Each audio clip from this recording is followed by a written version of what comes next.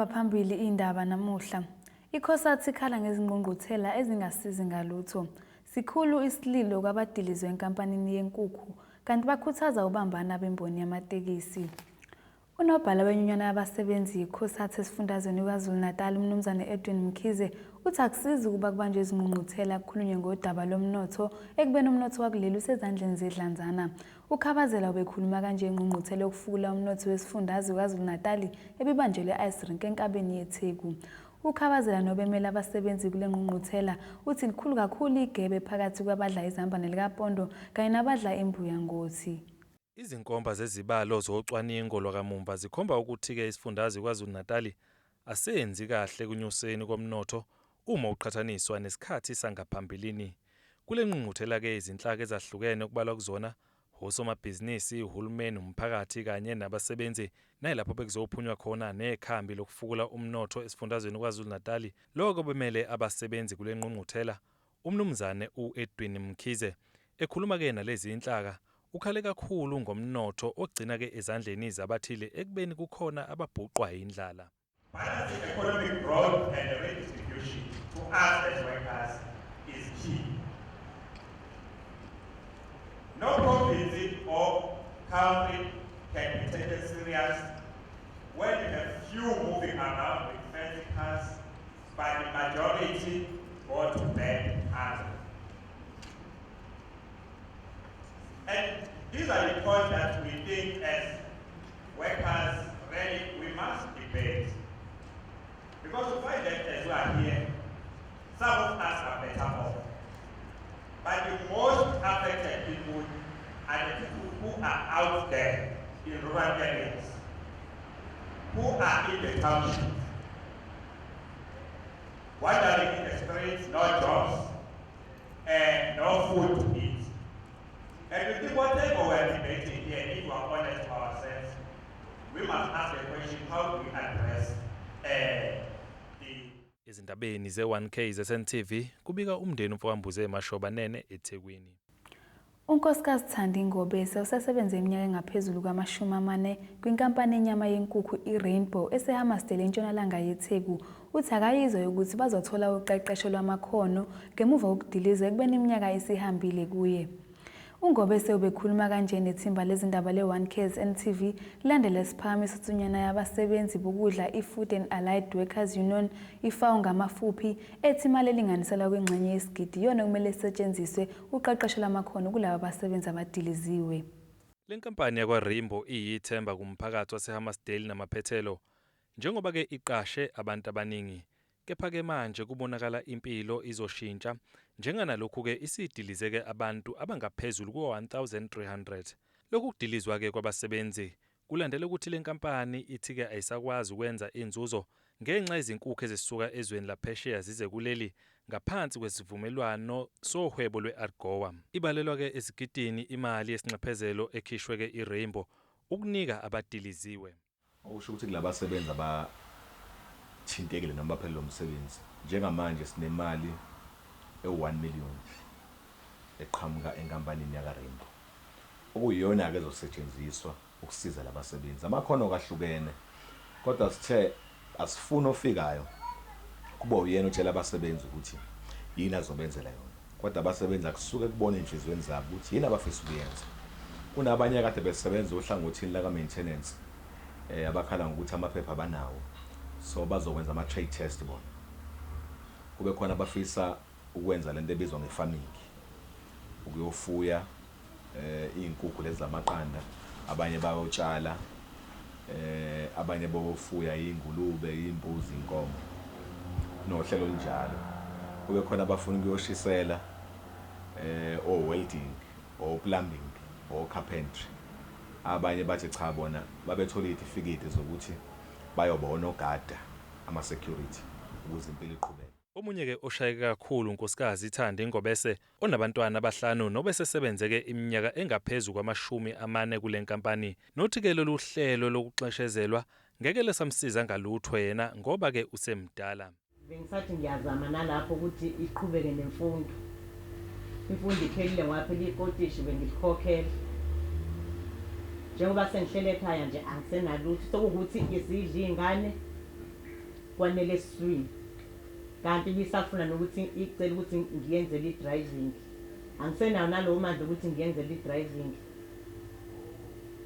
bengicela nje makunosizo ukuthi engathi ngingathola nje amakotishi ongenani-ke nje bangixhathe halfway mhlawumbe sengingakwazi ukuyiqhubekela ngoba ngokwami impela mina kungihlukumeze kakhulu and akumina ngedwa sibaningi hayi ukuthi mina ngedwa sibaningi nje kodwa-ke okwami kwapha nanendoda ayisebenzi nginey'ngane nje eziwu-5 zonke. IFAO ithi-ke izobheka nezinye iziphakamiso zabasebenzi abaxoshiwe. No, ayikho iplan enjalo eqinisweni njengamanje. Ayikho iplan enjalo. But into ekhona yile ethi umsebenzi nomsebenzi othintekile. Iplan yethu eyokusiza yena uqobo lwakhe. So abantu abadala akhona amakhono angenziwa abantu abadala njengalamakhono okuthunga maningi amakhono akhona esibahlelele wona kuwukuthi umuntu yena enhlizweni yakhe kube uyena otshela thina ukuthi yini ayibonayo ukuthi angayenza ezomsiza kiwa phambili. But mangabe zikhona ke mhlawumbe iziphakamiso ezithi mina sengimdala mhlawumbe kanjani kusizwe ingane yami sizokubuka lokho bese siyahlanganisa ngoba phela mangabe usize yena noma usize ingane yakhe efana ukuthi usasize yena umsebenzi asibone ukuthi sikhona ingqinabe engaba khona lapha. Babalelwa ke ku-1000 abasebenzi asebesele kule nkampani kanti-ke nekusasa labo alaziwa ukuthi-ke libaphatheleni. Ezindabeni ze-1K ze-10TV kubika umndeni umfokambuzi eMashoba Nene eHammersdale. Usomatekisi ngaphansi kwesoseshini wamatekisi u-MNR eMlazi eningizimu yeTheku uMnumzane Percy Ndlovu uthi ukubamba iqhaza kwezemidlalo nezinhlaka ezahlukene nomphakathi kusiza kakhulu ekwakheni ubumbano kwimboni kanye nabagibeli. Ugatsheni ekhuluma neziko lezindaba le-1K ze-10TV ngenkathi iqhubeka imidlalo kanobhutshuzayo lapha abasebenzi bemboni yamatekisi kwa-MNR betholana phezulu nesizwe sakamaphumulo. Ugatsheni uthi ukuzivocavoca kubalulekile kosomatekisi ukuthi bengasihlanganisi nezinto ezingalungile.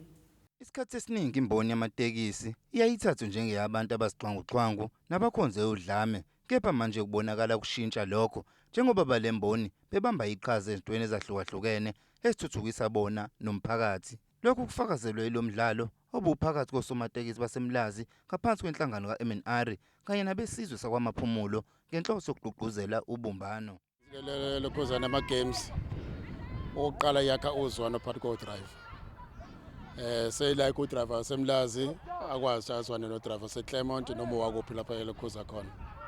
Number 2 yakwazi ukuthi mhlambe esikhathini esiningi odriver banesikhathi esiningi sokuhlala bengazivocavoci. So lokho kuyabasiza bakwazi ukuthi umzimba wabo bakhiphe i-healthy. Okwesibili nama-drugs bakwazi ukuthi maba avoideke ezintweni eziningi ezithinta ama-drugs. Uma bezokwazi always bakhiphe bebhizi ngokwezemidlalo.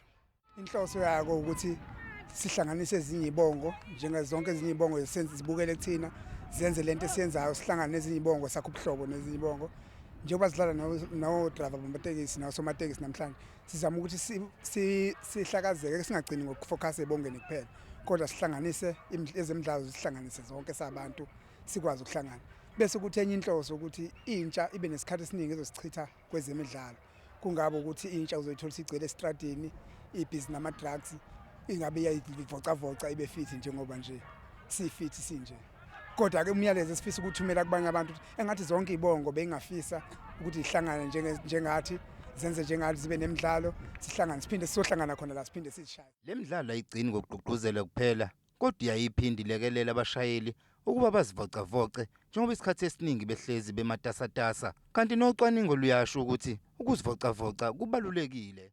Ngokubona ukuthi isikhathi esiningi basichitha ngokuthi benze izinto ezingabase phambili ngizame ukuthi ngakhe ngivuse i-team yebhola ngizama yonke indlela so baphumelela abaningi abekho kwemanje bayasebenza so ukuthola le midlalo noma ukuthola lithuba lokwenza imidlalo ngibone kwakha into right ebashayeli because siyakwazi ukuyikhipha busy siyakwazi ukuthi sixhumane nabanye abafuthi bakwamanye association siyakwazi ukuxhumana namaphoyisa ukuthi sazane kangcono singazani ngoba sibophana siyakwazi ukuthi siphume nje sibe busy nokuthi sikwazi ukuxhumana njalo nje 2 weeks back bezidlala negenge yase-Maritzburg, NPA noKhozi, so sasithola si-right impela nje. So ngiyafisa ngathi sisonke singabambisana for ama-taxi o-driver bonke ososeshini ukuze sikwazi isihlangane siqhubele le mboni yamatekisi ingadumi ngokuthi idume ngodlame kodwa yakhe ukuxhumana nobumbano. Ezindabeni ze-1 KZN TV nginguthabani Maphumulo ePinetown. Sekuyintsakavukela umchilo wesidaba ukubika kwezigameko zokucwasa ngokubuhlanga, okobulili nangokwebala okuyaye kwenzeka kakhulukazi ezinkundleni zokuxhumana. Lokhu ke sekwenze umnyango wezobulungiswa uhlongoze umthetho ozokwenza ukuthi bavalelwe ejele iminyaka emithathu kuya kwe-10 abazotholakala becwasa. Iziko lezindaba le-1 KZN TV libe sexoxisana nezakhamuzi zakuleli ukuzwa umbono wazo malungana nalolu daba. Ngathi mina umuntu akumele aboshwe because phela ama-social network bese umuntu kumele betha express indlela asuke efila ngayo yabo. If lo muntu ongamthandi bese indlela eshukhulume ngayo man block noma umsendele inbox nikhulume nibonisane njengabantu. Ukuboshwa kuyonto encane kuyonto emethathwe light wena bethe seriously yabo. And susuzoba necrime nginqusuku no Facebook yabo ayisekho right leyo nto. Ngibonayo mina lana ukuthi umuntu uma ukuthi ukhuluma kambi ngawo ku-social network okwakhe lokho yabo leyo nto fanele uvele umyeke kanjalo. Unaka impilo yakho wena mhlambe ngaleyo ndlela leyo umesho kanjalo kuwena mhlambe uya-improve kwezinye izinto mhlambe uyayibona izinto ozenza wrong u-improve ne-self esteem yakho ungaxwaseki uvele nje phambi kwabantu. Nowami ukuthi kuboshwa abantu khabona bengaboshwa if kuukuthi umuntu ubeqondise kulowo muntu, but kwesinye isikhathi ukuthola ukuthi manje uyayikhulumela kanti awazi kanti usuyamlimaza. Posta ngomunye umuntu kaFacebook kuyinto engalungile, so kufanele umuntu akwazi ukuthi ajeze for isenzo asenzile. Ake sibheke engosini yezomnotho. Irandi lu-13.28 maqhathaniswa nedola laseMelika libe ngu-16.57 maqhathaniswa nepondo yaseBrithani libe ngu-14.27 maqhathaniswa ne-euro yase-Europe.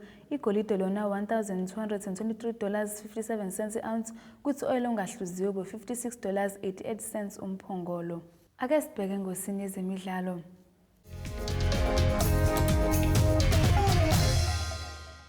Iqembu lesizwe likanobhutshuzwayo laseCameroon lingompetha abasha bomqhudelwano we-Africa Cup of Nations AFCON 2017 obubanjelwe ezweni laseGabon. Ama-Indomitable Lions abhaqabule kabuhlungu i-Egypt ngamagoli 2-1 kwamanqamu obubanjelwe enkundleni iStade de la Mite. EzikaFaro yizona ezisahamba phambili ngonqoba le ndebe amahlandla ayisi-7 kanti iCameroon yona ibisiqulo kwesihlanu le ndebe kusukela yasungulwa. Amagoli anqobise leli qembu avalele nethini oNicholas Nkulu kanye noVincent Abubakar kanti elokubuyika ekhaya leGibhithe lishawa uMohamed El-Nimi. Ake sibheke isimo sezulu esingalindeleke osukwini lakusasa. Empangweni lizothi qwaqwa ngamafu amazinga okushisa 23 degrees, eThekwini 22 degrees, eMgungundlovu Ndongazibomvu 19 degrees, Olundoni Mahliihli 21 degrees, eXhobheni Mantente 17 degrees, siphethe ngeFriday Filidi 17 29 degrees.